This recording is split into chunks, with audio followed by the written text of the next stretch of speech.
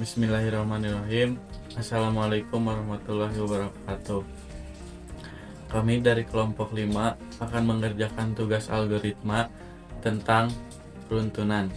Yang pertama ada anggota kelompok, ada Pak Jamjam, Muhammad Rafli, Muhammad Nur Halim, Cucu Muhammad Ramdhani, Alpi, Salsabila, dan Nurul Agnia. Yang akan dibahas di video kali ini, yang pertama ada latar belakang, yang kedua ada struktur runtunan, yang ketiga ada tujuan runtunan, yang keempat ada ciri-ciri runtunan, yang kelima contoh program runtunan QBasic, dan yang terakhir ada kesimpulan. Struktur runtunan. Definisi runtunan. Sebuah runtunan terdiri dari satu atau lebih pernyataan. Setiap pernyataan ditulis dalam satu baris atau dipisahkan dengan tanda titik koma. Tiap pernyataan dikerjakan secara beruntun atau sekuensial sesuai dengan urutannya di dalam teks algoritma, yaitu sebuah instruksi yang dilaksanakan setelah instruksi sebelumnya selesai dilaksanakan. Urutan instruksi menentukan keadaan akhir algoritma. Bila urutannya diubah, maka hasil akhirnya mungkin juga berubah. Runtunan satu atau lebih pernyataan dinamakan pernyataan gabungan atau conference statement. Flowchart runtunan. Algoritma menghitung luas segitiga. Yang pertama analisis.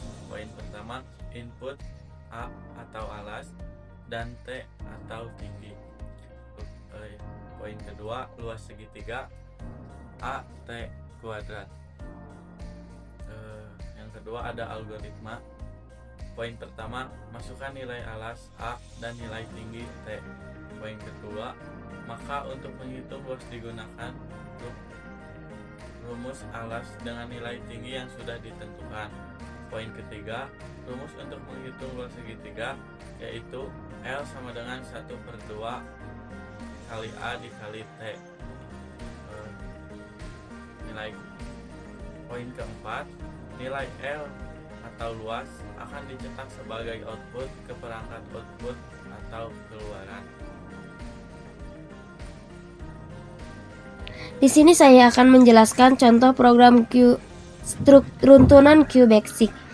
QBasic adalah sebuah bahasa pemrograman tingkat tinggi yang merupakan salah satu versi dari bahasa BASIC. Kependekan dari Beginner as All Purpose Symbolic Introduction Code merupakan bahasa yang biasa dipakai untuk belajar memprogram. QBasic dibuat oleh Microsoft Corporation dan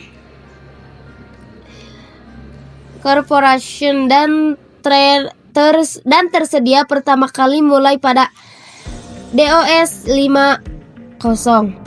Oke teman-teman, hal yang pertama yaitu kita harus memiliki software QBasic. Tentu saja ini sangat penting karena untuk membuat sebuah program dari QBasic harus memiliki softwarenya terlebih dahulu. Selanjutnya, pada program tersebut saya menggunakan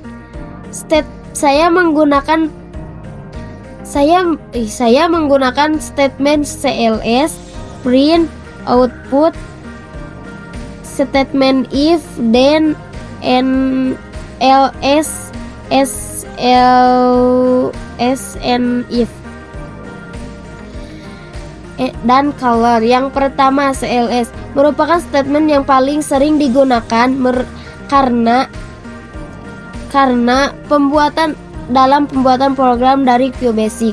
Karena kegunaan CLS ini adalah untuk menghapus layar output yang sudah lama sehingga output program tidak tertumpuk-tumpuk. Maka kadangkala menggunakannya menjadi suatu keharusan. Yang kedua, print digunakan untuk menampilkan data dari hasil pengelolaan pada layar tampilan. Yang kelima, output digunakan untuk memasukkan data yang akan dikerjakan. Yang keempat, if then else and if berfungsi untuk menentukan blok statement mana yang akan dilaksanakan. Contoh komputer. Jika ekspresi logika menghasilkan nilai benar, maka statement pertama yang akan dikerjakan. Dan sebaliknya, jika salah, maka statement kedua yang akan dikerjakan.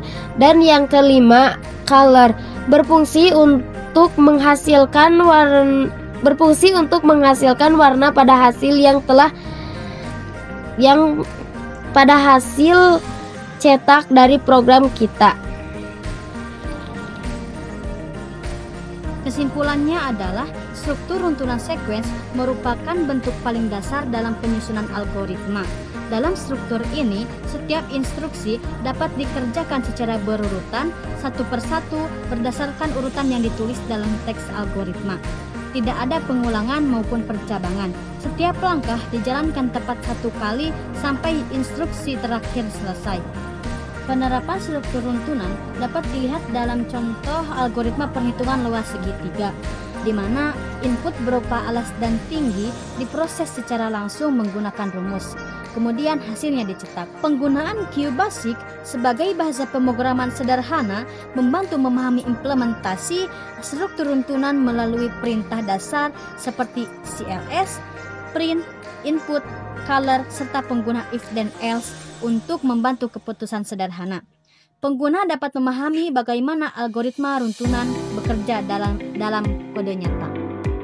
Secara keseluruhan, materi ini dapat disimpulkan bahwa pemahaman terhadap struktur runtunan sangat penting sebagai fondasi sebelum kita mengenal cabang yang lebih lanjut seperti struktur percabangan dan pengulangan.